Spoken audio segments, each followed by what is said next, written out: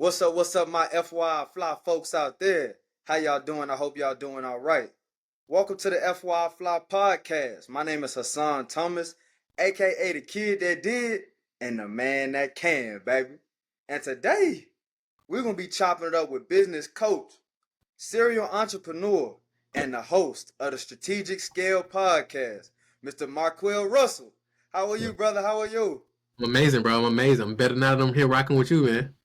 Yes, sir, man. Big shout out to Sean Anthony for linking us up, man, and making it happen. He's the ultimate connector. So For sure. definitely happily we could get you on this FY Fly podcast, brother.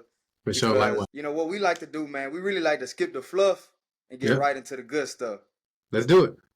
All right, bet. So I want to know, from your experience, man, were you always an entrepreneur, even from like a kid, or was there like a certain turning point in your life where you were like, okay, now it's time to take my own business, my own ideas seriously?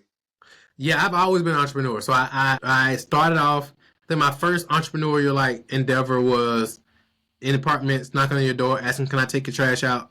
And then we started Okay. moving into What age was community. that?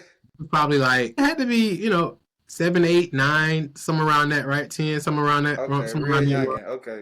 Yeah. And then as we moved into neighborhoods with lawns, I'm knocking on your door asking, can I take your trash out? I mean, not take your trash, can I cut your grass? And then I got in high school, as I got closer to high school, late middle school, high school, you know what I'm saying? So it's like everybody, yeah, for real. Like everybody who I knew who was getting Yeah. money early when I was growing up, was dope boys. So I went that route. Mm-hmm. I was a dude with the weed. You know what I'm saying? That was my world there. And then I Mm-hmm. went past that. I started in a record label. I had people who did beats. I had people who did who rapped, and that led into Okay. club promo. So it's always I've never had a job for longer than 6 months. Mm-hmm. Yep, my entire Cause you life. always had those different endeavors going, legal and illegal, but you were Yeah, still and bringing. I've always just wanted to control my own destiny. Like I ain't never want nobody to be able to tell me how much money I can make or how much. You know what I'm Mm-hmm. saying? So yeah, that's just kind of how I move. I want to touch back on something you said though. You mentioned that the people that you saw growing up, Hmm.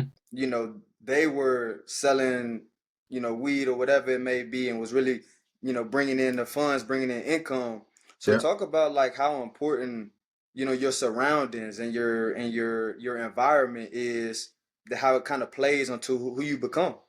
Yeah, it's everything. Cause if you think about it, only certain plants can grow in certain areas. Only certain Mm-hmm. trees grow in certain areas. Only certain produce grow into certain areas, right? So it has to Yeah. be fertile soil for certain things to grow. And there's areas that's arid where nothing can grow. Like if you look at certain deserts, nothing can grow there, right? Uh-huh. So it's 100% everything, right? If you if and then you can be just by guilty by association, right? So if you Mm. live in the hood where let's say everybody's Crips, right?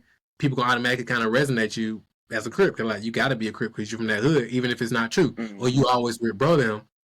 Or if you hang around robbers and people see you hang around robbers, they're gonna automatically think that you're a robber just because you hang around robbers. Like you gotta be a robber, right? For And sure. so environment is literally everything. Palm trees only grow in certain areas, right? Mm-hmm. And they grow a certain way because they're typically in oceanic, I guess, environments, heavy Mm-hmm. winds, typically prone to hurricanes and that type of stuff. So a palm tree has to be very strong. So Mm-hmm. when it grow, because if you ever watched a palm tree in a storm, it bends like crazy. But that thing They don't break. typically don't break. You know what I'm saying? And they pop back up. You feel me? For So, sure. but again, based on the environment, that's how they got to grow. Nah, 100%. And I asked that because I was teaching. I was at the Broward because I'm in South Florida, so I was at the Broward Public Parks and Recs, and I was Mm-hmm. teaching this financial literacy class. And what was crazy, some of the students were bragging about scamming, like Mm-hmm. bragging about scamming folks. And I thought about it, I'm like, man, they are bragging about scamming how Yeah. me and my cousin were bragging about being good at football, being good at this sport. And then when I looked at it, I'm like, dang, my pops played football, my uncle played football, my grandfather played football, so that's Yeah, what we knew. So that's what then we I knew. thought about on their end, their uncles, their cousins, their big brother, they was probably scamming people And the rappers they listen to, because like you already know the influence, even with music. Like if their favorite for rapper is talking sure. about scamming, and you made scamming cool. So like when I was growing up, scamming wasn't cool, right? It was the thing when I was growing up. The thing was cool was selling drugs. Like you get your own money. When I was growing up, being on drugs like that wasn't cool. Like we'll smoke some Mm-hmm. weed, you know what I'm saying? Mm-hmm. But like popping all the different pills and all the different type of stuff, it wasn't cool, right? So the Yeah. music we listened to growing up was typically dope boy music. Like they was talking about Mm-hmm. getting money, selling drugs, that type of thing, right? But a lot of the music Mm-hmm. these days, and this ain't no bash on it, but it's just what it is. A lot of it is you're hearing individuals and they're talking about how they, overdosed on certain stuff and Yeah. all that type of stuff. So I think the environment is 100% everything. So like, cause like I told you before we started chatting that this is like a show for young folks. So in your opinion, that you've gone through the time of being influenced and experienced by, music and culture and things of that nature, being older and looking back now, what advice can you give to those young folks that are currently being influenced by the culture, by some of the negative things out there?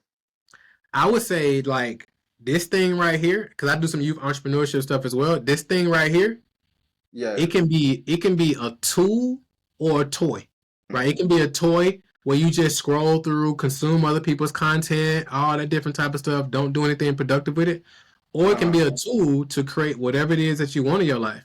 Like if you into music, you don't even like. I got homies who do music and they record the whole thing on their phone. Don't even Uh-huh. go to the studio, right? You can use this thing to create content. You can use this thing to create your own podcast. You can do this. You can literally use this thing to. It's your access to the entire world with like a few Mm-hmm. clicks of a button, or you can just have it as a tool where you sit around and watch other people live their lives. Put stuff into you that's not good for you. But it's like we ain't had that growing up. You know what I'm saying? But it's like For sure. you have unlimited access to whatever you want, and that can be used for good or for bad. Hmm. Okay. Yeah, and I just wanted to get that for the young folks because I'm like, okay, you went through some of the same experiences. Now you got more, wisdom to impart back on them. So that was smooth. But I want to jump back to your story. You left off where you were a club promoter, you was popping there. What kind of put you on the path that you're on today with your entrepreneurship, your coaching, and all the great things, the businesses and the people that you're help scaling to $1 million businesses? What put you on that path? So I was in the club one night and somebody like offered. You ever heard of network marketing before? Oh yeah, for sure.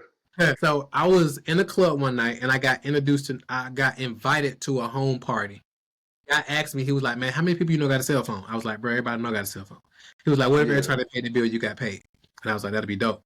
So he was like, "I got some mentors coming to town." I had never really heard the word mentor till probably around this time. I was like 25, 26. He was like, Uh-huh. "I got some mentors coming to town. They're doing some expanding in the area. We got this ground floor opportunity, blah, blah, blah." So I went to the thing, took my bro with me. We saw the presentation. I'm like, I'm in, right? I paid, it was Mm-hmm. 500 to get in. I paid for me to get in, half my brother get in. I'm like, let's try it out. Like if 500, like we blow that in the club. Like we smoke that. Uh-huh. Like let's see. You know what I'm saying? So Mm-hmm. jumped in.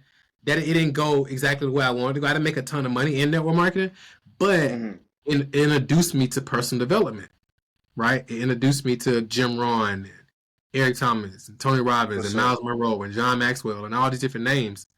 And from there, I started learning about direct response marketing and lead generation and stuff like that. And then I Mm-hmm. was just teaching other network marketers what I was learning to grow my network marketing business. I was teaching it online, Yeah. and and I didn't know people was getting money online at the time. So Mm-hmm. I did. I went through that whole process, and I started teaching what I was learning. And then people started reaching out, and they wanted me to coach them. And I Mm-hmm. learned that coaching was a thing. So I started bringing on some clients. People was paying me some money to coach them, and that turned into something. And then people want to know how we were getting clients. So I started teaching that, and we started a company called Client Attraction University. It Yeah. was all about helping businesses create automated marketing systems. And we grew that company to an Inc. 5000 fastest growing company in America from scratch. We helped over 3,000 businesses easily. I mean, a lot of your favorites, if you're in like the coaching influencer space, a lot of your favorites are either clients of ours, been clients of ours, or worked with clients of ours. And then from there, while we did that, we learned that just marketing and sales isn't sufficient to scale a business. You need team, you need systems, you need operations, you need all Yeah. these different things.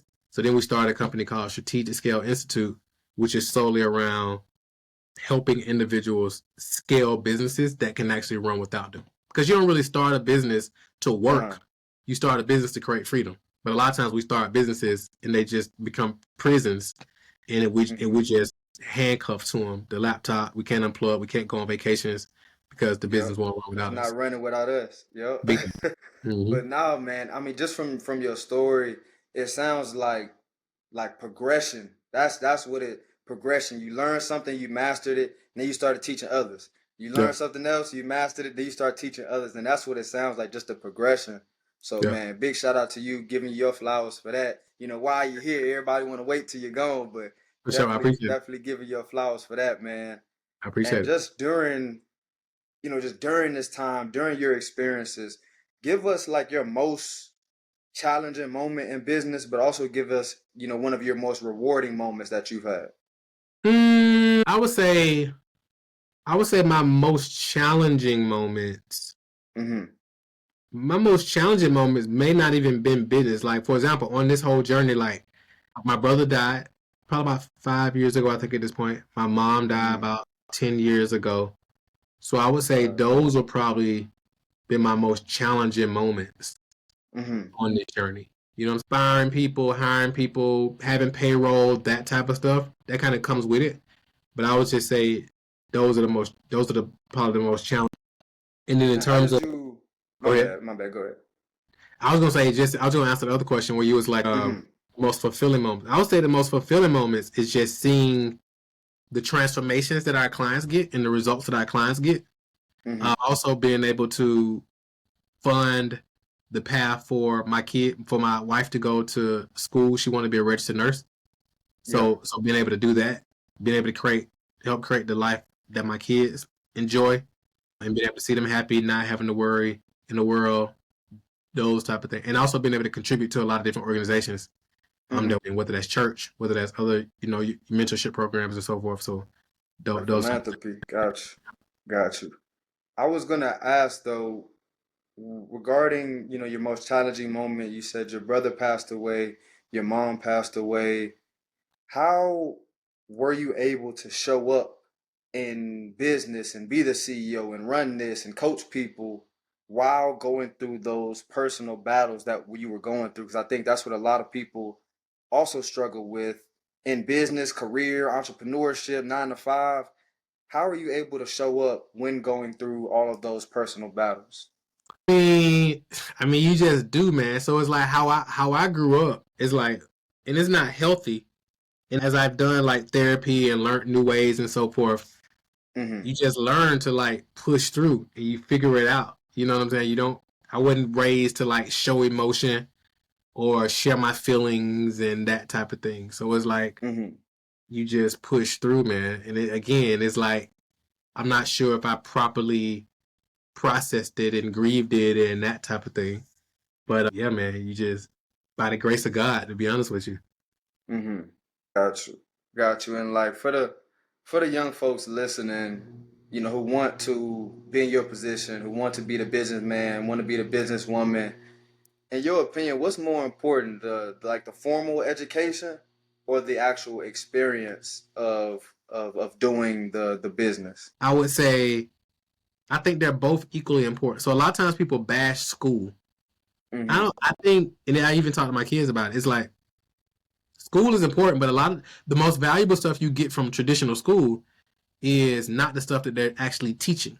So the stuff you get from traditional school is like, how do you deal with and hold space with other people that aren't like you? How do you deal Yeah. with confrontation? Somebody step on your shoes, like how do you deal with that?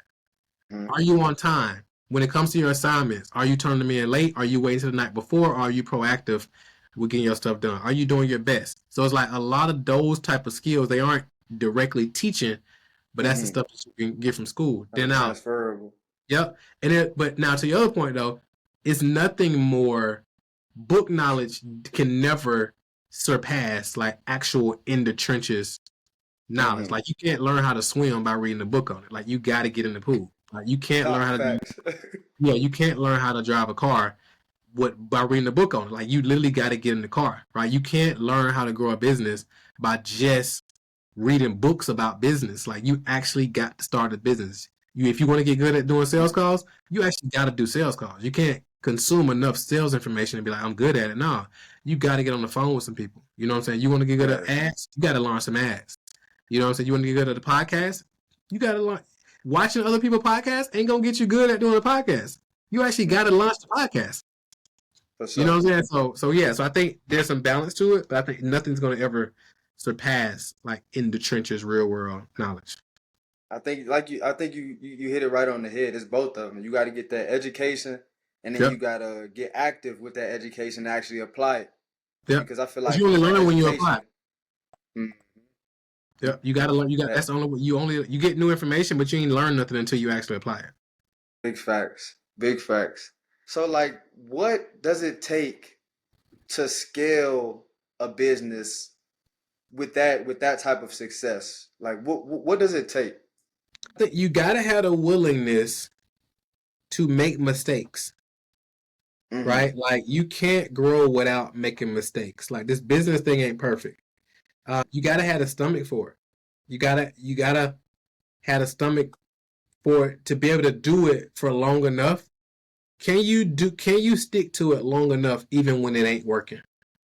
Mm-hmm.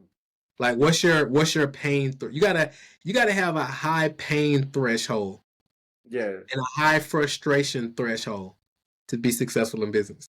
I know on the internet Mm-hmm. everybody makes entrepreneurship just seem so glorious. Mm-hmm. And that just ain't what it is. You know what I'm saying? You're Mm-hmm. going after a vision that only you can see. Nobody else can see it but you for a while. Yeah. And then other people are kind of coming to the vision. But it's like, how long are you willing to go when it's not working? Are you willing to persist until? Right? How many no's can you Mm-hmm. stand? You know what I'm saying? How can you deal with the negative comments when you put yourself out there? How can you deal with the complaints from customers and clients? Mm-hmm. Right? What's your threshold of frustration? The higher levels of frustration you're able to deal with, the higher levels of success you're able to deal with. Like, what's your frustration threshold? At what point Yeah. do you quit? I mean, for me, like, I know, like, when I deal with a certain level of frustration, I'm like, if I can push through that, I know most people quit right here. Mm-hmm. You know what I'm saying? But can you continue to, like, push through? Like, one thing I found is that a lot of successful entrepreneurs are Mm-hmm. typically athletes. They were typically Facts. athletes at some level, like in college or growing up, whether they're Mm-hmm. cheerleaders, swim, football, basketball, whatever. Because a lot of times they have that. They have that push That through. discipline, that That discipline. relentlessness. Yep, they're the sports, or they was like part of a fraternity or a sorority or something like that. Because again, you had to go through a lot of stuff to like cross, or you had to do a lot Mm-hmm. of stuff to like make the team or do those different things. But typically, more often than not all the time, Mm-hmm. they have that background, And or they to did like that. club promotions or something like that, which Mm-hmm. is all like hard stuff. So they're willing to Yeah. go through an immense amount of pain. Just like you, just like Sean, he got a similar story doing the Yep. club promotions coming up in North Carolina. Yep. But to your point about the athletes, when I was in high school, I wasn't a starter. I wasn't the best person on the team, but my senior year, I got an opportunity. We had gotten a big fight with our rivals, and a whole bunch of folks got suspended. So Mm-hmm. I had 4 games to start, and from those 4 games, I compiled my highlight tape. But what I did was I sent that to over 500 coaches, and you know how many responded, bro? Many. 5. But you know how many I needed? One. You know how many I needed to get that scholarship? 1. That's it. So that's what allowed me to go to Tennessee on scholarship, play football, and get my education there. But to your point, I've also translated that into business. So in 2022, from 2020 when I graduated to 2022, I was working the DoorDashes, the Uber Eats, all those different little side hustle jobs. And then I got let go from one. And over those 2 years that I built up the knowledge, the value, the experience, I'm like, okay, I got enough where I could go provide transformational value to a company, to a nonprofit, and get paid for it in return. So I Yeah. literally did the same thing I did in high school. I put me a resume of the things I could provide, and I sent that to 200 youth organizations, nonprofits, and things of that nature. And one of them hit me back and said, "Hey, we're looking for a radio show host. We've been wanting to start this, and we also want to have somebody like on retainer whenever we have different events that they could just pull up to and be like the speaker or the host." Mhm. And that was the first time that I ever got paid from my value compared to the time that I was putting in for working for somebody. Exactly. Exactly. I mean, it's so many lessons in that. Like number one, most people wouldn't have sent it out to 500 people. That's number one. Mm-hmm. It also speaks to like when you stay ready, you don't got to get ready. Like Yeah, you was already in position when that happened. You was already in position because you had already been training and practicing and doing whatever you need to do to be prepared for that moment. for Right? Like sure. the worst thing you can do is show up to an opportunity unprepared. Like you was Mm-hmm. already unprepared because you was already sowing seeds for that particular moment. Imagine if you wouldn't have been ready, you wouldn't have been working out. You'd be like, man, I ain't going nowhere. I ain't doing. But then you showed up in that moment, For prepared. sure. For sure. Yeah. So those are some of the things that I think, like you said, kind of transfer and translate to from school, from the lessons Yep. that you learn in school, from the lessons that you learn in sports. Make sure that you're transferring those skills and those lessons and kind of applying them in the real world. Yep. And I just got a couple more questions for you, man. That's facts. That's But facts. So some people operate. are Go you ahead. big in goal setting? Is that something Yeah, you're big on? 100%. But I've had to learn to be detached though, so and don't have any expectations. So I have a goal, but I'm unattached to the goal. Uh-huh. So I got to program. Meaning, I got to program myself where it's great if the goal happens, but it's also great if it doesn't happen mm-hmm, because we don't got control. Like we think as humans we got control, but we really don't have control. mm-hmm. There's so many variables that we only can control our actions, Yeah. but we can't control like the economy. We can't control how other people spend their money. We can't control how what team members do. We can't control none of that. My Right? coach my coach used to say, control the controllables. That's it. And Control the and controllables. be at peace with how the chips fat, how the chip. So now when I wake up, and again, this is something I'm having to learn because I'm somebody who Mm-hmm. like control, but I've had to learn it where it's like I show up every day and I'm like, all right, I'm back. I learned this from Michael Singer actually, Mm-hmm. and I like, hey, I'm back. Like, let's see how today unfolds. However the day Mm-hmm. unfolds, I'm okay with and I'm at peace with already. I ain't attached to it having to go the way I want it to go, Yeah, and I it like to creates some say more peace. I like to say you got to do your best and just let God do the rest. That's all. That's That's it. really all we could do. That's it. Go And if you hard did at it, and if it. you didn't, Yep. and if you didn't do your best today, at the end of the day, you just be like, man, you know what? I actually didn't do my best today, and that's Mm-hmm. okay. Mm-hmm. You feel me? And make a plan to bounce back the next day. That's it. And if it doesn't go where you want it to go, that's okay. Just continue to make and just get better. The fact that you are aware of it is a win. Yeah. The fact that you're Yeah. aware of it and you're honest about it and you're at peace with it, you growing. Mm-hmm. Slow motion better than no motion, man. That's Come on. it. 100%. 100%. Nah, I love it, man. I love it, man. And we can't have your own FYI fly and not ask y'all famous final question. So I'm gonna say two quotes, and I need you to let me know which one is more accurate in your opinion. All right? Okay. All right, best. So the first one is more money, more problems. Shout out Biggie. And the Mm-hmm. second one is money can't buy happiness. Which one do you agree with most? The second one, money can't buy happiness. Okay, why is that?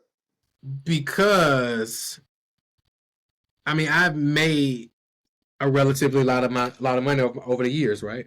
Mm-hmm. And I can definitely money actually has diminishing returns, right? Wow. So it's like if you go from 1 million to 5 million, you not gonna be happier. You're probably gonna just set another goal. Like, have you Mm-hmm. ever set a financial goal, hit the financial goal, and the first thing you did was set a new goal? Facts. Yeah. You didn't even enjoy it. So Nah, facts. you like, oh man, we made 1 million this year. Oh, next year we're going for 3. Mm-hmm. You hit that Yep. 3, then you're like, next year we're going for 5. You don't even go celebrate. Mm-hmm. You know what I'm saying? It's like so. It's like that shows you you actually can become more anxious and more stressed by making more money if you aren't careful. Yeah. You know what I'm saying? So that's why I don't Mm-hmm. think money can buy happiness, right? I think Mm-hmm. you have to be happy already, because if money dictates your happiness, you're never going to be happy, Mm-hmm. because it's a moving target. So I was reading this book one time, and the brother Yeah. was talking about, he was at an event. The book was called Never Enough. It was written by a billionaire, and he talked about being at a party, because he was like, as a Mm-hmm. billionaire, and he's a relatively younger guy. He was like, as a billionaire, he's more stressed and anxiety ridden now than he was at 2, 3, 4, 5 million a year. But he was like, he's in rooms oftentimes with billionaires. He gave a specific example. He said he was at a party one time, and all these billionaires there, these cats flew in on jets, on their own private jets. But Uh-huh. he was like, this one cat was like, yeah, man, I got a jet, man, but it ain't the such and such. And he was comparing himself to another guy who was there who flew in on a bigger jet. Mm-hmm. These cats got their own jets, Yeah. but they're still not even happy Satisfied, in that, happy. Mm-hmm. because they're still chasing more. And it's more for what? A lot of times we're on this endless quest of meaningless more. And it's like, for what? So it's like, it can be diminishing returns when it comes to money. No, that's a very valid point. And I'll tell you, so I'm purchasing my first property on the 13th, man. Congrats. And I appreciate it, brother. I appreciate it. So I was telling my girl that I'm excited that, we making this first play, that we're getting this first property. But I'm like, just seeing how attainable it truly is to get a property now, going through the process. I'm like, dang, I want another one. And I ain't even move into this one yet. I'm like, dang, I want another one. Exactly. That's how I go. That's how I go. hmm That's how I go. And then you get another one, and you're like, I want another one. I want another one. I want another one. And it's like, that's how it is. Yeah, man, that's hilarious, bro. But nah, I think you dropped some great gems for our young folks listen, for our fly folks listening, man. For sure. So thank you so much for joining the show, bro. My pleasure. If you have any final words, any final takeaways, go ahead and also let them know where to reach you. Yeah, I would say, understand this. Like, we live in the best time in the history of the world to be alive. Like, literally. Like, I got hmm this wall right here of like black icons. I'm not even sure if I can be able to show it. But no, I won't. Quick, I had to turn the camera. But anyway, it ain't gonna work. But anyway, of like black Nah, you. icons, and a lot of the black icons aren't with us anymore. We got Marcus hmm Garvey, we got Herman J. Russell, hmm O.W. Gurley, A.G. Gaston. I mean, the list just goes on, right? But they built empires. They didn't have social media. They didn't have hmm live stream. They didn't have podcasts. They had to like legit get it out the mud and figure it out. Like, we got social media, AI, podcast. You pretty much got access to almost anybody from with a DM. Like, but the biggest thing is like not to squander hmm the opportunity. Like, Yeah. actually take advantage of it. Like, turn this thing that you got in your hand, turn it into a tool. Turn it into a tool to real wealth creation, because you can literally create whatever it is you want. If you like Nipsey also said, you can have anything you want. It's all about your reasons, right? And you gotta just lock in on it. So that's that. Best time in the history of the For world sure. to be alive. Don't let nobody tell you anything different. And let's tap in whatever your favorite social media platform is. If you're on Instagram, reach out to me. Marquel Russell, MarQuelRussell. Shoot me a DM. Let me know you heard me on the show. Let's connect. Also, I put together a page called ScaleMadeEasy.com. So just spelled out SCALE, made, MADE, easy, EASY.com. I'm going over. I got a ton of resources on there for entrepreneurs so they can actually grow and scale their business and build a business that actually can run without them. So scalemadeeasy.com. Yes, sir. Yes, sir. For my young folks listening, if y'all can really tap in, I know we talked about a lot of great gems here today, but if y'all can tap in and start doing some of these small habits and start implementing them now, I promise you over time there will be large results. So Yep. again, thank you so much, brother. This was awesome. You My definitely pleasure. turned up for us. And for all my fly folks, listen, y'all already know what time it is. We need y'all to stay safe, stay invested, and stay FYI fly. We'll see y'all next week. I love it.